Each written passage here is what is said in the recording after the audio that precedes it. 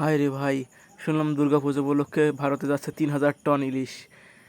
আর আমার দেশে ইলিশ আমি পাই না, এই জন্য হাততালি দেওয়া উচিত, কিন্তু ভারত পাবে। হাততালি দিয়েই বা কী করবেন, আপনি তার হাতে ইলিশ ধরতে পারবেন না। দেখুন এখানে ইলিশ ধরে দাদারা ঠিক এইভাবে বড় বড় ইলিশ ধরবে, আর ঠিক এইভাবে ক্রয় করবে। ঠিক আছে, দেখছেন মাছের ফুলকো দেখতেছে, ফুলকোগুলো লাল আছে নাকি। কত বড় বড় ইলিশ দাদারা খাবে, কিন্তু আমরা খেতে পারবো না। দেশে চাষ করছি কিন্তু ইলিশ চলে যাচ্ছে ভারতে। দাদারা খাবে, দাদারা দেখে কিনবে। আমরা ইলিশের উপর দেখে চলে আসবো, কিন্তু কিনতে পারবো না।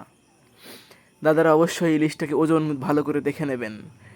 বলা যায় না 200 গ্রাম ইলিশ দিতে পারে। দাদারা কিন্তু এই তাজা ইলিশের ডিমও খাবেন, ঠিক আছে? ডিম কিন্তু অনেক দামি। তো রপ্তানি করুন, সমস্যা নাই। আমরা না হয় না খেয়েই থাকলাম, দাদারা হয় না হয় খাইলো।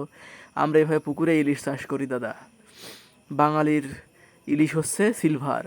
যতই চাঁদপুরে ইলিশের বাড়ি হোক না কেন, চাঁদপুরের মানুষ ইলিশ খেতে পারে না। দাদারা হয়তো একটি বড় ইলিশের 1 পিস কিনে নিবে, এই 1 পিস দাদারা খাবে। 1 পিস দেখা যাচ্ছে রাজভোগ রান্না করবে দাদারা।